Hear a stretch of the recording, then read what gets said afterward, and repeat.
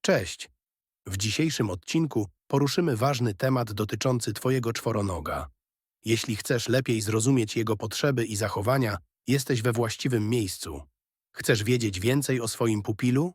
Zostań i posłuchaj. Dzisiaj zabiorę Cię w świat miękkich łapek, czujnych wąsów i spojrzeń, które więcej mówią niż 1000 słów. W świat, gdzie zaufanie nie jest dane od razu, gdzie trzeba na nie zapracować. Cierpliwie, uważnie i z pokorą wobec kociej natury. Ten odcinek poświęcimy tematowi wyjątkowemu. Porozmawiamy o zaufaniu kota do człowieka. Jak wygląda, kiedy jest prawdziwe? Jak go nie pomylić z wygodą? Czy kot naprawdę może Cię kochać? I co się dzieje, gdy to zaufanie zawiedziemy? Nie będzie to poradnik pełen instrukcji i gotowych rozwiązań. Raczej opowieść, która pomoże Ci zrozumieć, co siedzi w kociej duszy, gdy podchodzi, gdy odchodzi, gdy tylko patrzy z ukosa znad parapetu. Ale to nie wszystko, bo spróbujemy dziś również odpowiedzieć na pytanie, jak koty postrzegają czas, ten, którego nie odczytują z zegarka, a raczej z cienia w salonie, pory karmienia i stukotu Twoich kroków. Jak ten ich wewnętrzny zegar wpływa na zaufanie? Dlaczego spóźniona kolacja może złamać rytuał, a przewidywalność buduje relacje? Zaufanie kota to jedna z najdelikatniejszych nici, jakie można zbudować między gatunkami. To nie szarpnięcie za smycz, nie entuzjazm psa, który kocha bez pytania. To raczej szept, spojrzenie przez ramię, obecność nieinwazyjna, ale świadoma. Koty są stworzeniami ostrożnymi, czasem wydają się niezależne do granic samotności, lubią wybierać, nie lubią, gdy się za nie decyduje. I w tym właśnie tkwi cała magia. Bo jeśli taki kot z całą swoją autonomią wybierze właśnie Ciebie, to znaczy więcej niż wszystkie podskoki i merdania razem wzięte. Kocie zaufanie nie przychodzi szybko. Nie wynika z pełnej miski, choć ta z pewnością nie przeszkadza. Nie chodzi też o to, że kot się do Ciebie przyzwyczaił, bo przyzwyczajenie to nawyk, a zaufanie to wybór. I to wybór powtarzany każdego dnia. Kot, który Ci ufa, nie musi być kotem, który się łasi bez przerwy. Może być tym, który po prostu siedzi z Tobą w jednym pokoju, nie uciekając. Tym, który pokazuje plecy, odwraca się tyłem, kładzie na boku, oddaje Ci kontrolę nad chwilą. To zaufanie nie jest teatralne. Jest ciche, jak sen na parapecie, ale nie oznacza bierności. Kot, który Ci ufa, nie zniknie za kanapą, gdy w domu rozlegnie się hałas. Nie będzie się bał Twojej obecności, Twoich kroków, Twojego głosu. Będzie wiedział, że jesteś częścią jego świata, nie intruzem, nie przelotem, ale kimś trwałym. I właśnie ta trwałość jest tutaj sednem. Czas to coś, co dla kota znaczy znacznie więcej niż nam się wydaje. Czas buduje relacje. Czas utrwala rytuał. Czas pozwala kotu czuć się bezpiecznie. Dlatego dziś, mówiąc o zaufaniu, mówimy też o czasie, bo jedno bez drugiego w kocim świecie nie istnieje. Jeśli kot mógłby mówić ludzkim językiem, nie powiedziałby kocham cię ani ufam ci. Ale potrafi powiedzieć to spojrzeniem, ciałem, milczeniem, które wcale nie jest puste. Wystarczy tylko umieć czytać. Jednym z najczystszych sygnałów kociego zaufania są powolne mrugnięcia. Wspominałem już o tym w jednym z poprzednich odcinków. Te krótkie, miękkie zamknięcia oczu, gdy patrzysz na swojego kota i on odwzajemnia twój wzrok z takim subtelnym gestem, to nie przypadek. To koci pocałunek.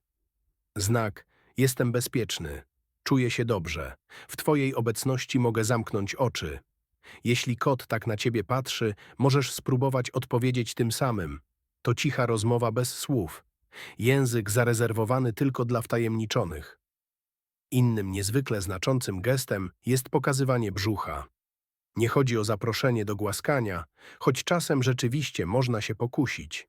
Pokazanie brzucha to wyraz bezbronności. Kot odsłania swoje najwrażliwsze miejsce. Leży bokiem, łapy w górze, oczy półprzymknięte. On nie mówi dotknij mnie, tylko nie boję się. To ogromny dowód zaufania i czasem lepiej go nie naruszać, by nie zepsuć tej cichej ofiary otwartości. Kiedy kot śpi blisko ciebie, na kanapie, przy twoich nogach albo wręcz na twoim brzuchu, przekazuje ci coś więcej niż komfort cieplny. To akt poddania się. Kiedy zamyka oczy w twojej obecności, traci czujność. A to w kocim świecie luksus dostępny tylko dla tych, którym można ufać. Ocieranie się o nogi, o dłonie, o twarz to już nie tylko forma pieszczoty. To znakowanie. Koty mają gruczoły zapachowe na pyszczku, na bokach głowy, przy ogonie. Kiedy się o ciebie ociera, zostawia na tobie swój zapach. Nie po to, by cię sobie podporządkować, ale po to, byś stał się częścią jego świata. Tak właśnie mówi. To mój człowiek. Bywa też, że twój kot przynosi ci dary. Martwą myszkę, kawałek pióra, gumkę do włosów. To nie jest dziwactwo ani przypadek. Kot dzieli się zdobyczą z tymi, których uważa za swoją rodzinę. To jego sposób na okazanie troski, na zaproszenie do wspólnego rytuału. A nawet jeśli zdobycz to tylko skarpetka z pralki, intencja jest szczera. Zdarza się też, że kot za tobą chodzi, nie nachalnie, ale tak, po prostu. Kiedy idziesz do łazienki, on siada pod drzwiami. Kiedy gotujesz, leży gdzieś w pobliżu, niby obojętny, ale jednak obecny. To ciche towarzyszenie, subtelna obecność, która mówi: nie musisz się mną zajmować, wystarczy, że jesteś. Niektóre koty liżą ręce swoich opiekunów, trącają czołem, a nawet próbują myć ludzi tak, jak myją inne koty. To z kolei wyraz więzi społecznej. W kocim świecie mycie siebie nawzajem to rytuał zarezerwowany dla najbliższych, więc jeśli twój kot cię czyści, traktuje cię jak członka swojego stada. Mruczenie to oczywisty sygnał, ale warto pamiętać, że nie zawsze oznacza tylko zadowolenie. Koty mruczą również, gdy są zestresowane albo próbują się uspokoić. Dlatego najwięcej mówi kontekst. Jeśli kot mruczy obok ciebie, w spokojnej atmosferze, to często znaczy: jest mi dobrze. Dzięki tobie. I na koniec coś, co czasem umyka: oddanie przestrzeni. Kot, który ci ufa, nie musi być przytulakiem. Czasem największym komplementem jest to, że pozwala ci się zbliżyć, nie narzucając niczego, ale też nie uciekając. Siedzi obok, obserwuje, jest. To właśnie obecność jako wyraz zaufania, niewymuszona, spokojna i całkowicie dobrowolna. To wszystko są drobne sygnały, małe gesty, ale każdy z nich to perła w kocim naszyjniku zaufania. Wystarczy nauczyć się patrzeć. Zaufanie kota jest jak porcelana. Może wyglądać solidnie, ale wystarczy jeden nieuważny ruch, by pojawiło się pęknięcie. A czasem nawet najmniejsze drżenie zostaje w jego pamięci na długo. Bo koty nie zapominają. One zapamiętują emocją, nastrojem, reakcją twojego ciała i tonu głosu. I jeśli raz poczują się zagrożone, będą długo wracać do tej chwili, jak do cienia, który kładzie się na słońcu. Jednym z najczęstszych powodów, dla których kot traci zaufanie, są gwałtowne, szybkie ruchy i łapanie go na siłę. To naturalny odruch. Chcemy przytulić, wziąć na ręce, oswoić, a kot ucieka. Dla niego taka sytuacja to wtargnięcie w przestrzeń osobistą, a nawet atak. Nawet jeśli nie było w tym złej intencji, kot zapamiętuje to jako coś, przed czym trzeba się chronić. Kara fizyczna czy podniesiony głos, nawet jednorazowy, potrafią zniszczyć więź, którą budowaliśmy miesiącami. Kot nie rozumie, że krzyknęliśmy, bo nas zdenerwował. On tylko wie, że krzyk pochodził od kogoś, komu ufał i że nagle ten ktoś stał się nieprzewidywalny. Zaufanie to bezpieczeństwo, a złość łamie to poczucie w jednej sekundzie. Często nie zdajemy sobie też sprawy z tego, że ignorowanie kocich sygnałów stresu jest formą naruszenia ich granic. Gdy kot zaczyna się chować, oblizywać nerwowo, drgać końcówką ogona, a my to bagatelizujemy i próbujemy przemiziać go na siłę, wysyłamy sygnał: twoje granice mnie nie obchodzą. A zaufanie bez poszanowania granic nie istnieje.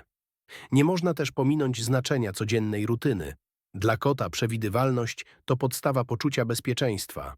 Kiedy nagle zmienia się rytm dnia, kiedy ktoś nowy wprowadza się do domu, kiedy nagle znika opiekun, kot traci grunt pod łapami. Nawet przesunięcie pory karmienia o godzinę może sprawić, że kot poczuje się zaniepokojony. Zaufanie opiera się na powtarzalności. Kot musi wiedzieć, czego może się spodziewać. Na szczęście, nawet jeśli to zaufanie zostało zachwiane, można je odbudować. Ale nie szybko, nie nachalnie i nie za pomocą smaczków. Trzeba dać czas. Pokazać, że jesteśmy znów bezpieczni, że jesteśmy stali, przewidywalni, spokojni. Cierpliwość to nie tyle sposób, co dowód. jestem tutaj i będę, nawet jeśli dziś nie podejdziesz. W świecie kota nie działa wymuszenie, nie działa presja, działa szacunek i codzienne małe gesty, które mówią: możesz mi ufać, znowu. Koty nie noszą zegarków, nie rozróżniają 17 od 18, nie wiedzą, że poniedziałek to początek tygodnia, a jednak doskonale czują czas, ale nie tak jak my.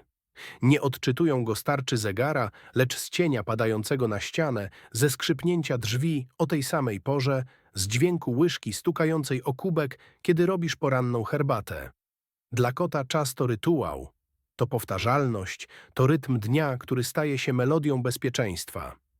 On wie, kiedy zazwyczaj wstajesz. Wie, kiedy wracasz z pracy, kiedy szykujesz się do snu. Nie dlatego, że zna godziny, ale dlatego, że jego ciało i umysł chłoną bodźce. Światło, zapach, temperaturę, twój sposób poruszania się. Wszystko to tworzy wewnętrzny zegar, który nie potrzebuje baterii ani internetu. Wystarczy mu światło dnia i powtarzalność twoich kroków. Kiedy codziennie karmisz kota o tej samej porze, jego organizm zaczyna się do tego dostosowywać. Kiedy bawisz się z nim zawsze wieczorem, to właśnie wtedy jego ciało się aktywuje. Oczekuje interakcji, domaga się uwagi. A jeśli któregoś dnia nie wrócisz o czasie, jeśli pora karmienia się przesunie, jeśli zabraknie jakiegoś stałego punktu, kot zaczyna się niepokoić. Nie dlatego, że tęskni w sposób ludzki, ale dlatego, że coś zakłóciło rytuał. A to oznacza, że świat stał się mniej przewidywalny, mniej bezpieczny. Koty posiadają coś, co naukowcy nazywają pamięcią epizodyczną i przestrzenną. Wiedzą nie tylko, co się wydarzyło, ale również gdzie i kiedy, w swoim odczuciu czasu. Potrafią zapamiętać, że w danym miejscu stało się coś przyjemnego lub strasznego. I wracają do tych wspomnień, odczytując je nie przez pryzmat kalendarza, ale przez skojarzenia, które w ich świecie są wszystkim. Dlatego stałość w relacji z kotem jest tak ważna. Nie chodzi o to, by nigdy nie wyjeżdżać na wakacje czy nie zmieniać grafiku pracy. Chodzi o to, by utrzymać rytm, który kot potrafi zrozumieć. Jeśli coś się zmienia, warto to zrekompensować, wprowadzić nowy rytuał, stworzyć nowe bezpieczne schematy. Bo zaufanie kota rośnie na gruncie przewidywalności. A każda zmiana bez przygotowania to dla niego jak przerwanie melodii w połowie utworu. W kocim świecie czas płynie inaczej. I właśnie dlatego twój spokój, powtarzalność i obecność są tak ważne. Bo to ty jesteś jego zegarem. Ty jesteś początkiem dnia, jego środkiem i końcem. Zbudowanie zaufania kota to nie sprint, to długi spacer przez łąkę ciszy. I choć każdy kot jest inny, każdy potrzebuje jednej rzeczy – bezpiecznego rytmu. Czegoś, co nie zaskakuje. Czegoś, co pozwala odetchnąć z ulgą i powiedzieć po kociemu oczywiście. To jest mój dom, to jest mój człowiek. Pierwszym i najprostszym krokiem jest utrzymywanie stałych pór karmienia i zabawy. Nawet jeśli twoje życie jest pełne chaosu, postaraj się, by te dwa momenty były jak kotwice w jego dniu. Kot nie musi jeść dokładnie o tej samej godzinie co do minuty, ale ważne, by wiedział, że po porannej kawie jest miska, a po zachodzie słońca wspólna chwila zabawy. Taki rytuał nie tylko daje mu spokój, on buduje więź, pokazuje, że jesteś obecny, że jesteś przewidywalny. W relacjach z kotem ogromne znaczenie ma mowa ciała. Delikatność, brak gwałtownych gestów, pochylanie się zamiast górowania, to wszystko mówi: nie zrobię ci krzywdy. Koty nie rozumieją słów tak jak my, ale potrafią odczytać napięcie mięśni, kierunek spojrzenia, drżenie dłoni. Twoje ciało może być albo zagrożeniem, albo azylem. Ważne jest również to, by nie narzucać bliskości. Zamiast łapać, pozwól kotu samemu podejść. Zamiast przytulać na siłę, usiądź obok i poczekaj. Koty wybierają kontakt wtedy, gdy czują się pewnie. A każdy moment, który dajesz im do decyzji, to cegiełka w murze zaufania. Dobrze działają też małe rytuały, te codzienne, które może nawet uważasz za zwyczajne. Powitanie rano, ciche dzień dobry, zanim wstaniesz z łóżka. Wieczorne głaskanie na poduszce, chwila, gdy siadasz na fotelu, a on wskakuje obok. To nie są przypadki. To rytuały. Koty je kochają. I wreszcie szacunek do przestrzeni. Zaufanie to nie wtargnięcie. To nie stanie w drzwiach i czekanie, aż kot wyjdzie z kryjówki. to raczej przyjęcie tego, że dziś może nie mieć ochoty. I że to też jest w porządku. Zaufanie nie potrzebuje wielkich gestów. Wystarczy cicha obecność, powtarzalność, spokój i gotowość, by pozwolić kotu być sobą, a nie tym, kim chcielibyśmy, żeby był. Zaufanie kota to dar. Nie ten, który przychodzi w błyszczącym opakowaniu, z fanfarami i entuzjazmem. To dar cichy, podsunięty niespodziewanie, może podczas wieczornego głaskania, może w spojrzeniu, które znaczy więcej niż dotyk. To dar delikatny, łatwy do przeoczenia, ale jeśli go zauważysz, poczujesz, jak zmienia się wszystko. By zyskać to zaufanie, nie trzeba mówić. Trzeba patrzeć, słuchać, być obecnym. Trzeba pozwolić kotu przyjść wtedy, gdy jest gotowy. A kiedy odejdzie, nie obrażać się, nie brać do siebie. W jego świecie miłość to wolność, a bliskość to wybór. Mam nadzieję, że po tym odcinku spojrzysz na swojego kota nie tylko jak na futrzastego współlokatora, ale jak na mistrza zaufania, który nie rozdaje uczuć na prawo i lewo, tylko ofiarowuje je wtedy, gdy wie, że może i że jesteś wart. Dziękuję, że byłeś ze mną w tym kocim świecie. Do usłyszenia w kolejnym odcinku Kundel Podcastu, bo choć dachowce i kundelki są najliczniejsze na świecie, każdy z nich jest wyjątkowy. A koty? Kochają, ale po swojemu. Dziękujemy za wysłuchanie dzisiejszego odcinka Kundel Podcastu. Mamy nadzieję, że zdobyte informacje pomogą Wam lepiej dbać o Waszych czworonożnych przyjaciół. Zapraszamy do słuchania kolejnych odcinków i dzielenia się nimi ze znajomymi. Jeśli podobał Wam się ten odcinek, prosimy o subskrybowanie naszego kanału, zostawienie łapki w górę lub komentarza. Wasze wsparcie pomaga nam tworzyć coraz lepsze treści. Dziękujemy.